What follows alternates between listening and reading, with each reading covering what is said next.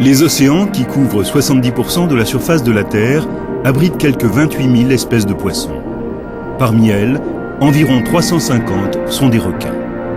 Les requins sont apparus il y a plus de 400 millions d'années, bien avant les premiers dinosaures. Aujourd'hui, beaucoup d'espèces sont encore très semblables à celles qui peuplaient les mers du Crétacé il y a plus de 100 millions d'années. Quelques espèces sont des géants qui atteignent plusieurs mètres de long. Cependant, beaucoup de requins ne mesurent pas plus de 1 mètre et certains n'excèdent pas 30 cm. Bâtis pour la nage, dotés d'une audition très développée et d'un odorat remarquable, ils sont parfaitement adaptés à la prédation.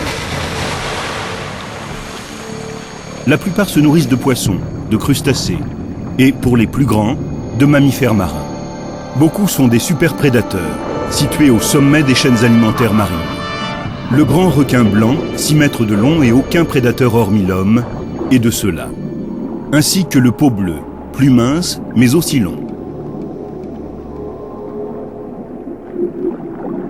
Particulièrement sensibles aux vibrations et aux basses fréquences, les requins sont capables de détecter une proie potentielle à plus de 900 mètres de distance.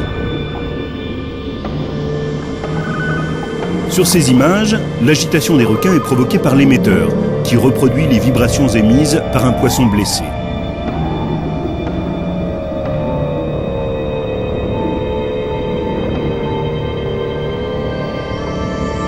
Lorsque les requins sont proches d'une proie, leur odorat extrêmement développé prend le dessus.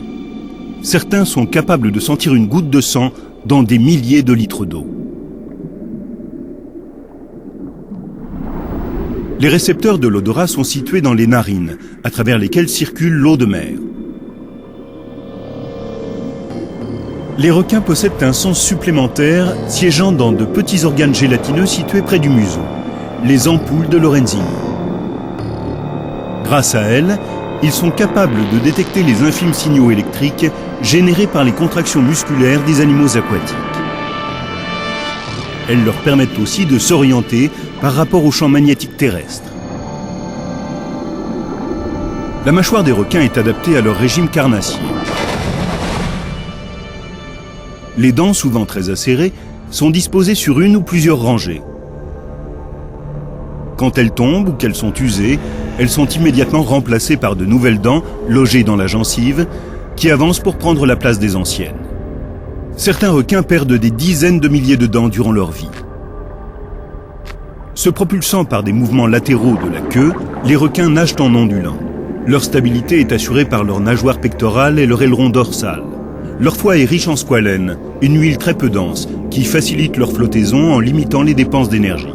Enfin, leur squelette, fait de cartilage comme celui des raies, est plus léger que celui des autres poissons, constitué d'os. Les requins présentent une dernière particularité. Leur corps est protégé par une peau très résistante et abrasive, comme du papier de verre. Elle est couverte de petites écailles aux bords aiguisés, comme autant de minuscules dents, les denticules. Orientées vers l'arrière, ces denticules facilitent l'écoulement de l'eau sur la peau, améliorant ainsi l'hydrodynamisme des requins. Toutes ces caractéristiques font des requins des prédateurs extrêmement efficaces.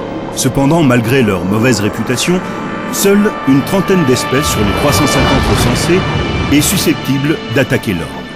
C'est parmi elles que figurent les requins les plus célèbres, le grand blanc, le peau bleu, le requin tigre et le requin marteau. Le requin baleine, long de 15 mètres, est quant à lui parfaitement paisible et se nourrit surtout de plancton. En réalité, l'homme menace plus les requins que le contraire. Surexploités ou victimes accidentelles de la pêche industrielle, beaucoup d'espèces sont aujourd'hui en déclin sévère.